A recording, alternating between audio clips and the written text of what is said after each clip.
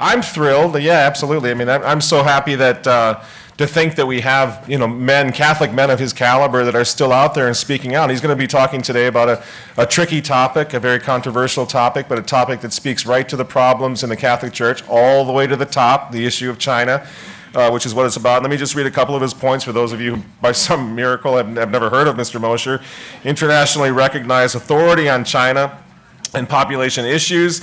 He's an acclaimed author and speaker. In 1979, he's the first American social scientist to visit mainland China. This led to his Catholic conversion.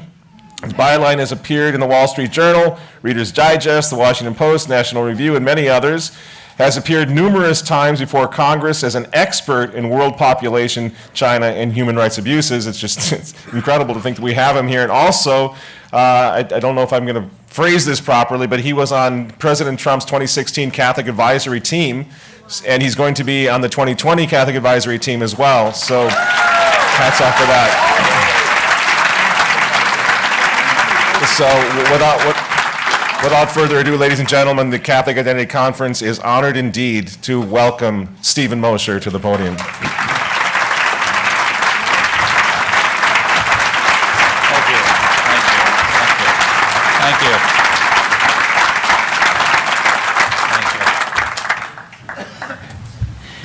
Well, it's an honor to be here.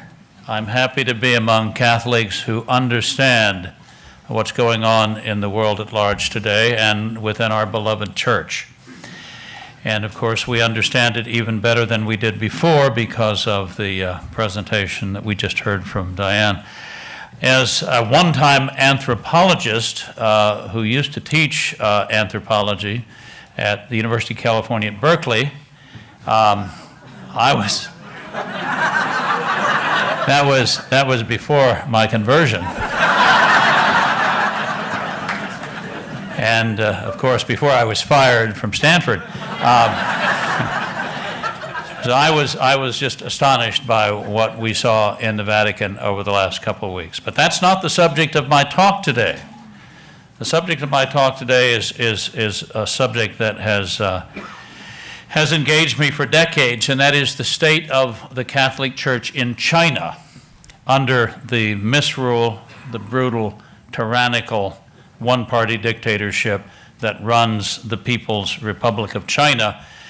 When I was on Laura Ingraham a couple weeks ago, she asked me about the latest from China, and I phrased it this way. I said, the Chinese Communist Party, 94 million members strong, is the biggest killing machine the planet has ever seen. It has killed hundreds of millions of its own citizens, and it is in the process, as we meet, of course, of torturing and killing more in the concentration camps that now hold 2 or 3 million people in Western Turkestan, the western part of China. China is setting up a high-tech virtual prison for its 1.3 million people. The reason the people of Hong Kong are demonstrating, of course, 7.3 million people live in Hong Kong today. The reason that 2 million people, up to 2 million people have taken the streets in Hong Kong is because they know what life is like across the border in China. They don't want to be forcibly dragooned into that high-tech virtual prison that the Communist Party runs. Now, given what we know about the facts of life in China today under Chairman Xi Jinping, who models himself, by the way, in every respect upon the late but not mourned Chairman Mao Tse-Tung, one of the greatest mass murderers in human history. Xi Jinping is creating a personality cult to rival Chairman Mao's. He has control over the Communist Party and China itself and the Chinese people in a way that no one has had in China since the days of Chairman Mao. And he regards himself, at least his followers are taught to regard him, as almost a deity. People are expected in China to memorize the sayings of Xi Jinping in the same way that in the Cultural Revolution we saw the young people of China waving the little red book of Chairman Mao's quotations and being forced to memorize the little red book and quote him at every turn. There are businesses in China today where up to 1/3 of the time that people spend at work is spent memorizing the sayings of Xi Jinping, reading the collected works of Xi Jinping, and thinking about and praising Xi Jinping. So this is what we're talking about today. And when Communist Party officials come to Catholics, they say, you shouldn't be thanking God for the many blessings of your life. That just shows how retrograde and backward your thinking is. You should be thanking President Xi Jinping and the Chinese Communist Party for everything good in your life because they're responsible for it, not your so-called God. So that's the situation we find in China, which makes it simply unimaginable why the Vatican would, last September 18th, decide to sign an agreement with the Chinese Communist Party that wants nothing more than to not only stamp out Catholicism in China, but to stamp out all religious belief in China and replace it with a false cult of worship of the state and the party. And yet, sign an agreement they did. The faith reached China a long time ago, but apparently my clicker doesn't reach the back of the room. No, it does. History of Catholicism in China. You know, we have tombs from the later Han Dynasty in the 1st and 2nd century AD, which contain Christian motifs. So I think some of the early missionaries, 2nd, 3rd generation missionaries, actually reached China very early. Later on during the Tang Dynasty, the Nestorian Christians from Iran and the Middle East reached China, and the emperor at the time allowed what he called the religion of light, which I thought was a nice translation, the religion of light to be taught in the empire. That was unusual, though, because in most times during Chinese dynastic history, it was the emperor himself who was to be regarded as a god emperor, as a deity, and it was the cult of the state that was to be worshipped. Confucianism is not a religion in the sense of looking beyond the here and now. It is a mechanism for social order.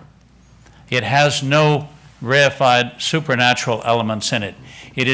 Confucianism is a means of ordering society where the emperor is the father, the people are the children, and one is to worship and respect and obey the emperor in all things. And then, of course, we had during the 16th century, the Dominicans, the Jesuits, began arriving in China and found China to be a little more open than it was at most points in its history. So Catholicism has been in China for a long, long time. Matteo Ricci stands in front of the North Cathedral in Beijing, where the emperor of the time went 22 times to sit through Mass. He never became a Christian, although he referred to the rector of the cathedral as father, which was very unusual and very un-Confucian.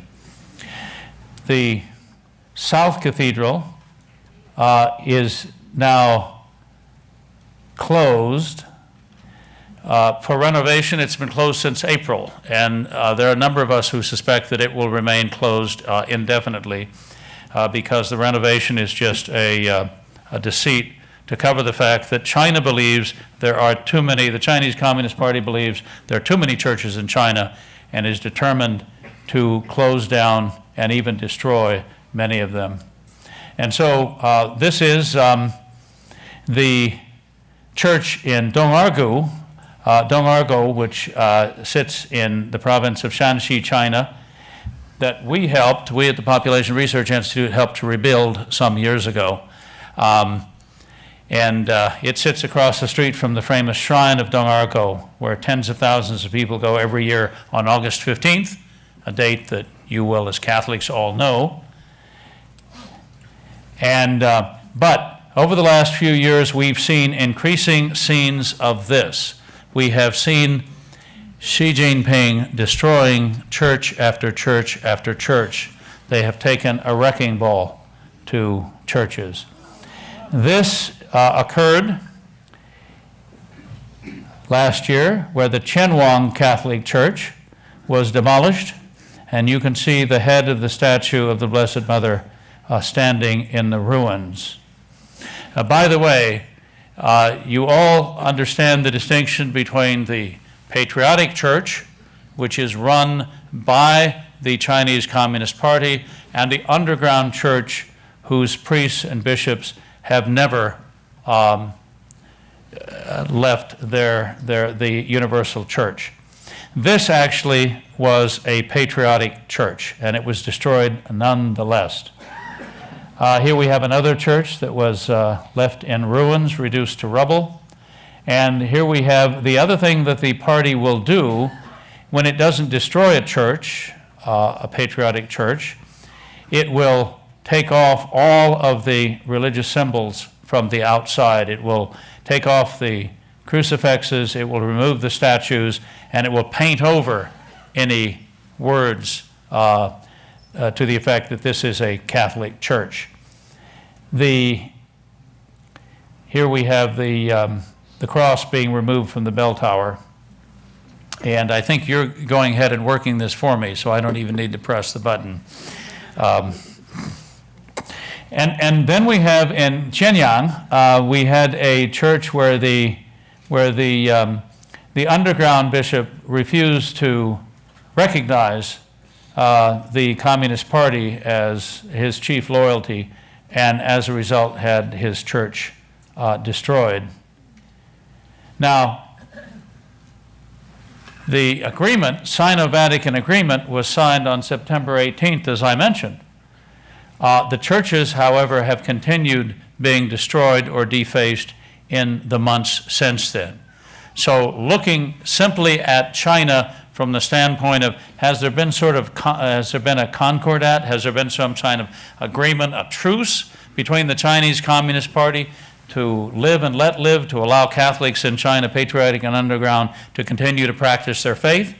The answer to that is an emphatic no. By now it's clear to everyone, including Vatican diplomats, presumably, that things are going from bad to worse in China. The secret Sino-Vatican agreement that was supposed to provide some protection for Catholics in China has instead been turned on its head. In part precisely because it is secret, it is being used by communist authorities to crush the long-suffering but faithful underground Catholic Church, while the Vatican stands silently by. Now, I have to say that the Vatican should have known this would have been the outcome of the secret Sino-Vatican agreement. I say that because I went to Rome in May of 2018 before the agreement was signed, and I spent an hour with Cardinal Parolin, the Cardinal Secretary of State, who was responsible for negotiating the agreement, at least in the last couple of years. How was it that I came to get an appointment with Cardinal Parolin? Well, I went through the U.S. ambassador to the Vatican, Ambassador Gingrich, who actually said, you know, we can't always get an appointment with Cardinal Parolin ourselves, but I was able to get in to see him, and I told him this. I will tell you today what I told him then. I told him that on March 22nd of last year, which was 2 months before my meeting with Cardinal Parolin, the Chinese Communist Party had already announced that all religious affairs in China would henceforth be supervised directly by the Chinese Communist Party. Now, before last March, the church in China had been supervised by the Communist government of China, which you might say is really the same thing. But the Bureau of Religious Affairs in the government, the Ministry of Civil Affairs in China, had been the agency supervising the patriotic and underground church. And now it was being replaced by the Chinese Communist Party's United Front Department.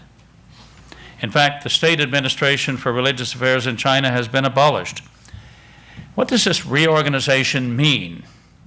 It means that the persecution of Catholics and other believers is about to get much more intense and is rising to levels that we haven't seen in China since the 1950s.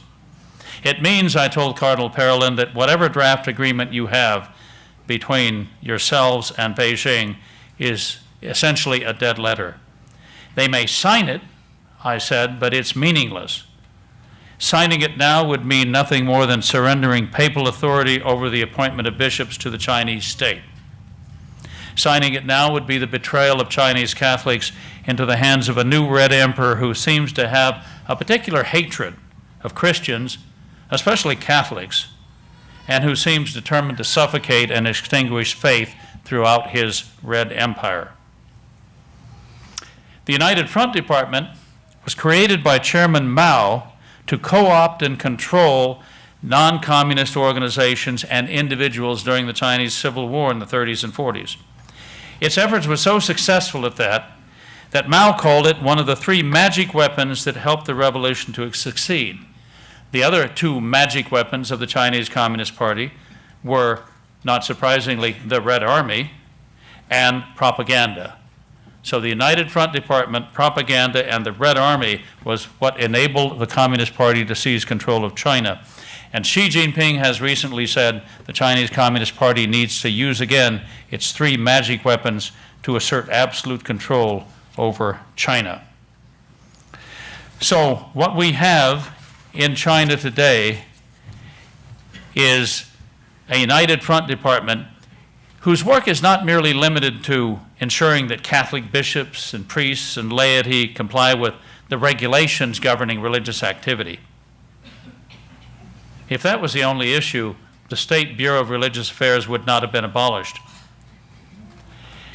Putting the United Front Department in charge of religious affairs means the party leadership is determined to make the Catholic Church in China into an active agent of control for the regime, with the single purpose of subverting and undermining the faith of millions of Catholics in China, and to prevent them from spreading the faith to others, including their own children. It is nothing less than a hostile takeover of the Catholic Church in China. That's what the United Front Department's control of the Church in China means. Like Chairman Mao, Xi Jinping wants ironclad control over Chinese society and is using the United Front Department to accomplish this end. I told Cardinal Parolin as well that there were new regulations governing religious activity that had come into effect last February. The new regulations for religious affairs began by saying that students and party members are ordered not to participate in religious activities, not just Communist Party members, but students. Churches have been told to post signs saying that minors are not allowed on the premises. Catechism classes and summer camps are now off limits. The church cannot do anything off its official precincts, outside of the walls of the church itself. If a priest in China were to walk out on the street and bless someone, that would be a violation of the new regulations for religious affairs. Of course, we've already seen that churches are defaced or even destroyed.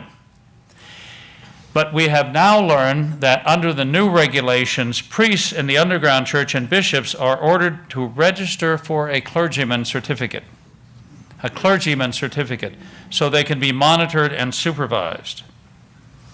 Now, the clergyman certificate, if you sign it, says that you acknowledge that your primary loyalty is to the Chinese Communist Party and to the People's Republic of China. In other words, you have to betray your faith in order to get a clergyman certificate. The great Cardinal Zen of Hong Kong has said, don't sign it. He said, if they send you back to the rice paddies, if they make you do agricultural labor, it is better to spend your life making this sacrifice than to sign an agreement that acknowledges that the Communist Party is in effect your God, to violate the first commandment. Under the new religious regulations, even the sale of Bibles in China have been banned. Why? Because the United Front Department of the Chinese Communist Party is preparing a new sinicized, that is, party-approved version.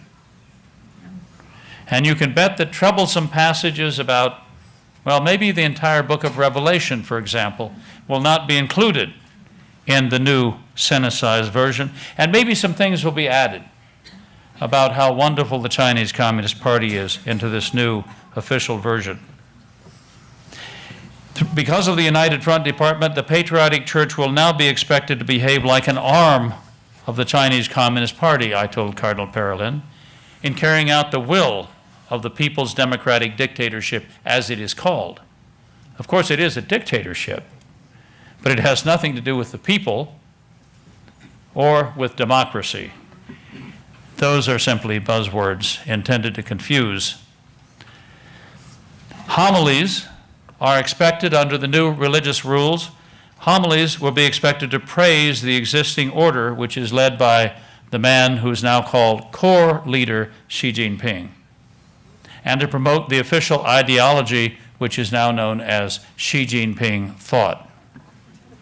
As for the underground church, it is simply to be annihilated insofar as it is within the regime's power to do so. Now, they won't be able to completely destroy it.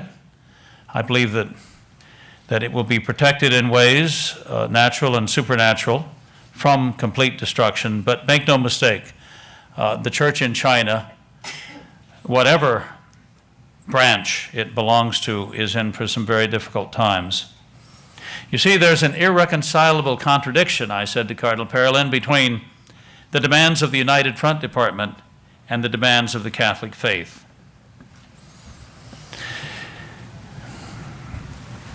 To see the church forced into the arms of the United Front Department and then used to force the ideological assimilation of Chinese Catholics into the political order is a tragedy. And it is something that we as Catholics should not be involved in. The agents of this subversion are already well known to us, by the way. They are the patriotic Catholic bishops like Bishop Peter Fang Jianping of Tangshan. He's one of the 3 compromised bishops who are members of China's rubber stamp parliament, which is called the National People's Congress. Bishop Fang eagerly promotes Xi Jinping's call for a Sinicization of religion, which is, of course, the idea that religion should chiefly serve the interests of the Chinese Communist Party.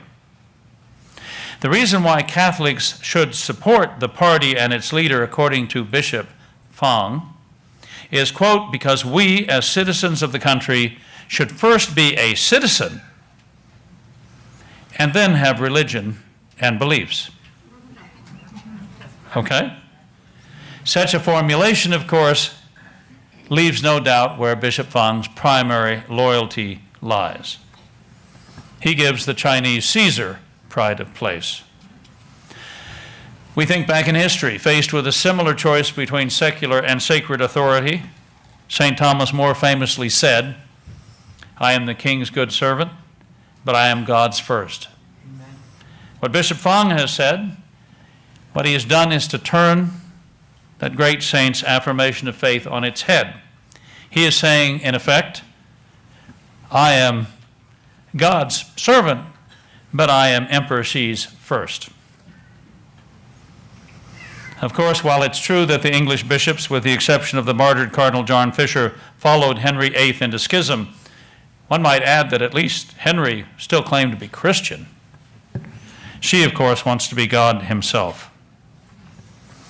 Fang and the illicit bishops who were illicitly ordained in the Patriotic Church are in effect endorsing the creation of a state church headed by a communist dictator intent upon its destruction. So that was the state of the faith in China last September when the Vatican signed its agreement with the Chinese Communist Party. I also told Cardinal Parolin a couple of other things. I said, you know, even if the Chinese Communist Party signs an agreement with you, it will almost certainly violate that agreement. I said, I've been following Chinese affairs now for 4 decades, And I can't think of an agreement, international agreement, that the Chinese Communist Party has signed and has actually kept. I said they violated the Nuclear Non-Proliferation Agreement. They violated the human rights covenants that they signed at the UN. They violated now the Sino-British Treaty over Hong Kong, right? That they signed back in 1983, pledging to allow Hong Kong to keep its freedom for 50 years after it returned to Chinese control in 1997. 50 years, of course, from 1997 would be 2047. The agreement also called for direct elections of the entire Hong Kong legislature by the year 2017. What happened in the year 2017? Were all the members of the Hong Kong Assembly legislature democratically elected? No. The Chinese Communist Party spokesman, director of Hong Kong Affairs, came out and said, the Sino-British Treaty is a dead letter. It has only historical value. So they tore up the treaty. You want to know why the people of Hong Kong are in the streets today? They're in the streets today because they're about to be dragooned into, of course, China's high-tech virtual dictatorship. So, of all the times over the last 40 years to sign an agreement with the Chinese Communist Party, the last couple of years are probably the worst of times to do that. And yet the agreement has been signed. We still don't know what it says because it's a secret agreement. In China, of course, the agreement is purported to say whatever is useful to the Chinese Communist Party. And what the Chinese Communist Party represents it to say is that the Vatican has acceded to the requirement that all priests and bishops have to register with the government. Now that part I think is true, because when I said to Cardinal Parolin, the Cardinal Secretary of State, that under the new rules governing religious affairs, all priests and bishops will be required to register with the state, he said, well, we have no objection to that. And of course, registration with the state is not a matter in China of filling out a form. Registration with the state is a matter of filling out, signing a document acknowledging the leadership of the Chinese Communist Party, pledging your loyalty to the Communist Party and its core leader, Xi Jinping. Now, I think Cardinal Parolin belatedly realized this because a few months ago he said he sent a directive to the Chinese underground bishops and priests in China that we were able to get a hold of. And the directive says this: when they bring you into the local Communist Party offices and ask you to sign this document pledging your loyalty first and foremost to the party and to Communist Party leader Xi Jinping, call in witnesses before you sign it and say in front of witnesses that you're signing this document, but you don't agree with the provision that puts the Chinese Caesar ahead of God. Well, that's pretty easy to accomplish, right? When you're in the hands of the Ministry of Public Security and you're surrounded by people with guns and by the power to torture and imprison and kill you, you're going to call in witnesses. And then he said, if that's not possible, then amend the document. Write at the bottom of the document that you do not agree with the provision that puts the Chinese Caesar ahead of God before you sign it. Well, how do you think that would work out in communist China? That would be a one-way ticket to the gulag, right? Or as we call it in China, the Laogai. So Cardinal Zen actually made a trip to the Vatican. It's hard for him to travel. He's, I think, 85 years old now. And he wrote me and he said, the struggle to try to protect faithful Catholics in China is taking all my energy now. Please pray for me. And we should pray for Cardinal Zen. He's a very courageous man. But he made that long trip to the Vatican. He had dinner with Pope Francis and Cardinal Parolin, who said not a word during dinner, according to Cardinal Zen's account, and explained to the Pope that the directive was simply couldn't be carried out under the Chinese situation for Chinese Catholics was going from bad to worse. And the Pope listened, and nothing has happened since. The agreement is still in place. So that's what we face in China. The agreement has been bad, of course, not just for Chinese Catholics, but it's been bad for other religions in China as well. And my good friend Senator Sam Brownback, who is now our ambassador at large for religious freedom and doing a wonderful job, former senator, former congressman, former governor of Kansas, Sam Brownback, actually criticized the Sino-Vatican agreement. He said it's actually made things worse because a religious group, he said, should be allowed to pick its own leaders, period. Now, Brownback is a practicing Roman Catholic. And Sam went on to say, and now you have the Chinese government inserting itself into this and allowing, and the party is now being allowed to pick bishops in China. What kind of precedent does that set for other religions in China? It makes life worse for the Protestants and for any other group in China itself. And that's true. It sets a very bad precedent.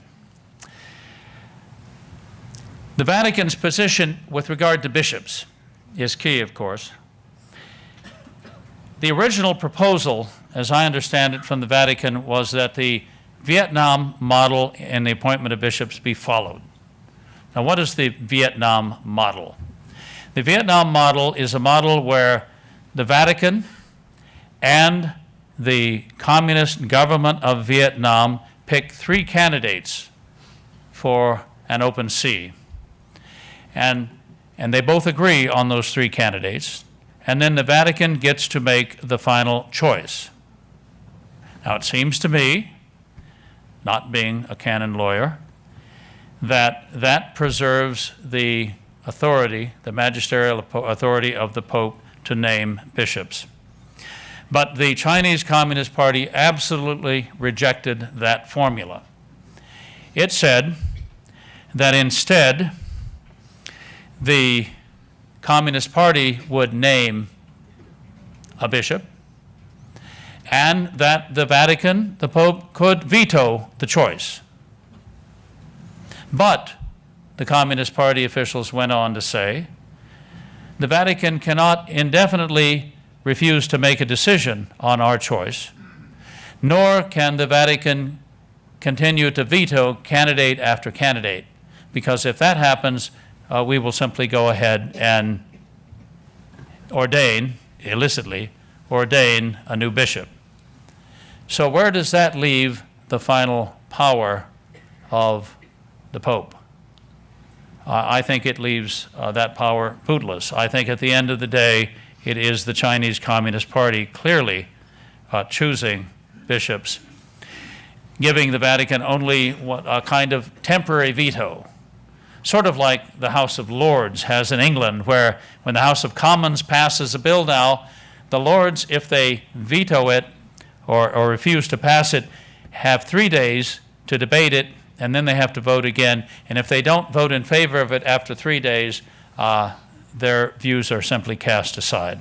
So they have a sort of temporary veto. So what the Vatican has agreed to now is a sort of temporary veto on the choices for bishops made by the Communist Party.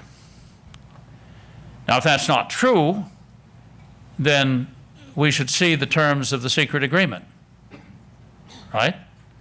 But we don't know, because we haven't seen the secret agreement. There are other problems that have arisen. The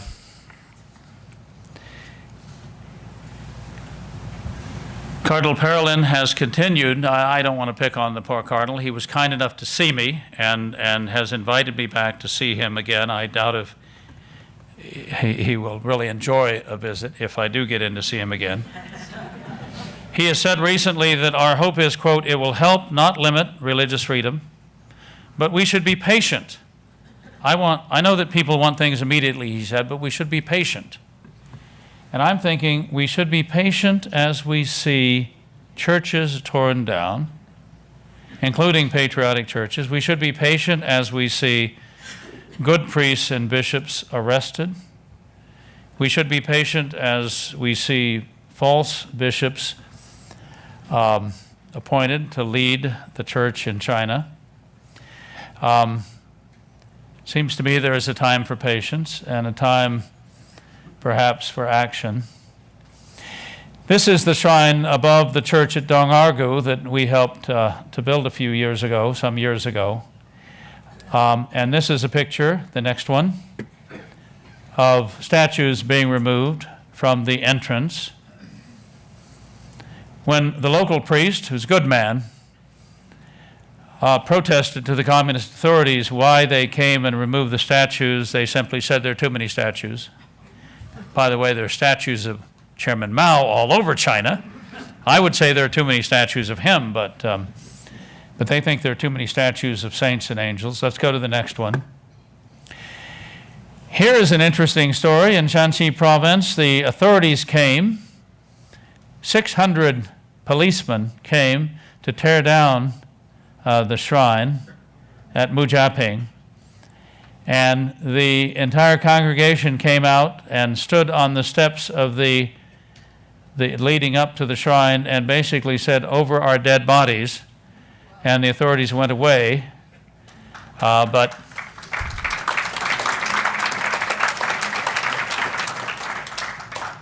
you know they will be back, and you would hope that episodes like this would be publicly remarked upon by the Vatican. Because the only thing that really helps to rein in the Chinese Communist Party is international pressure.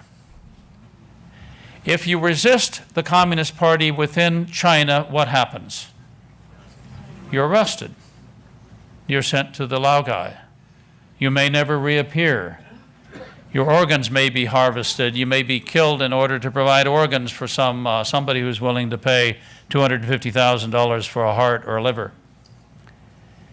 Only external pressure, which we're now seeing from our own government, thank God, on human rights in China and on other fronts as well, and it's about time, but only international pressure serves to cause the Communist Party to lose face in the eyes of the world and to stop some of the worst abuses.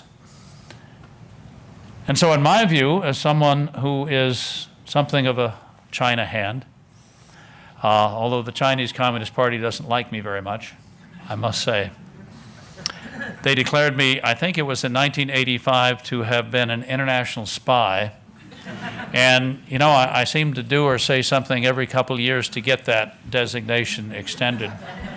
Speaking today will probably do it now. Yeah, I mean, I'm good for another 2 years now. I won't be traveling to China anytime soon.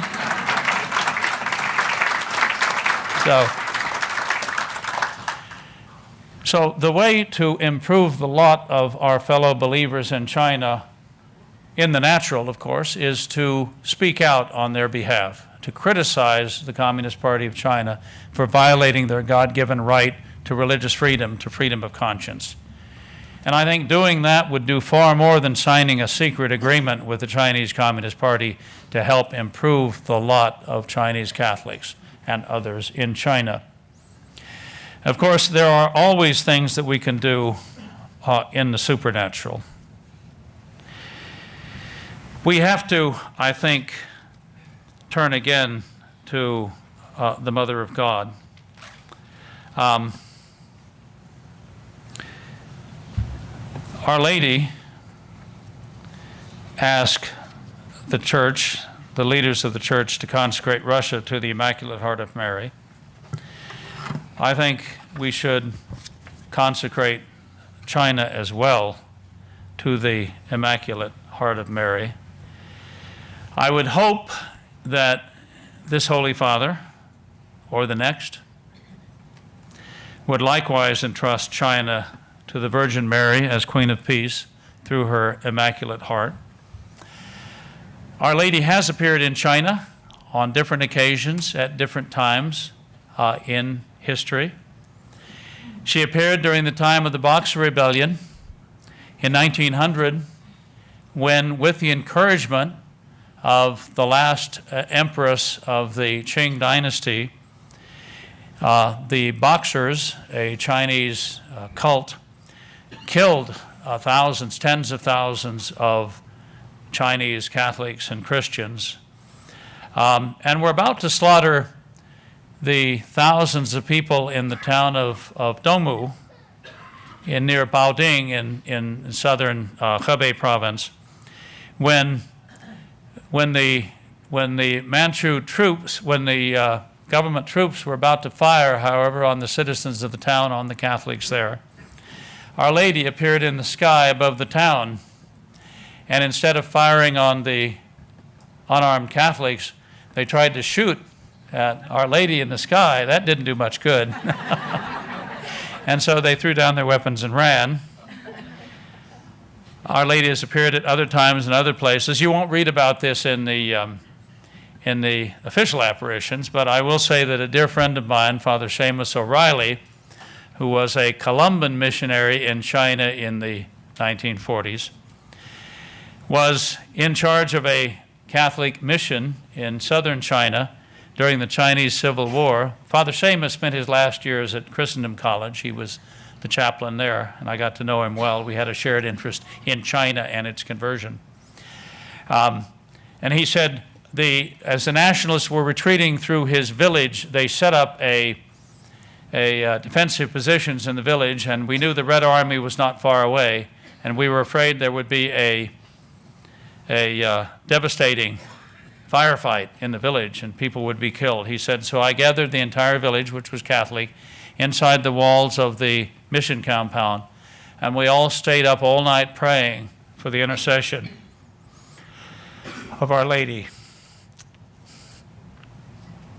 And he said, she appeared on the hill overlooking the village,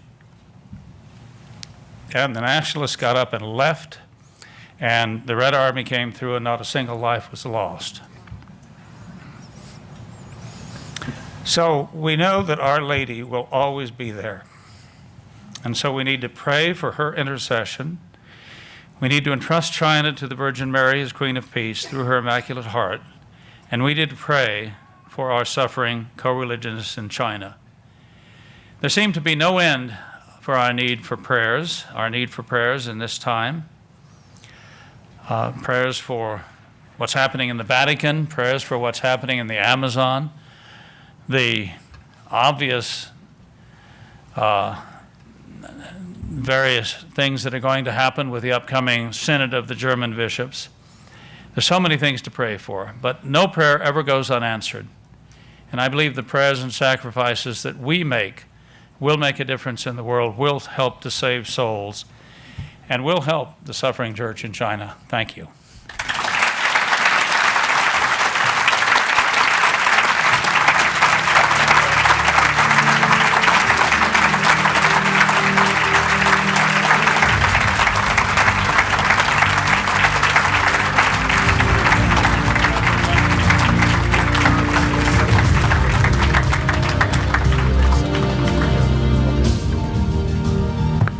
Thank you so much, Stephen Mosher. That was a powerful and obviously beautiful presentation.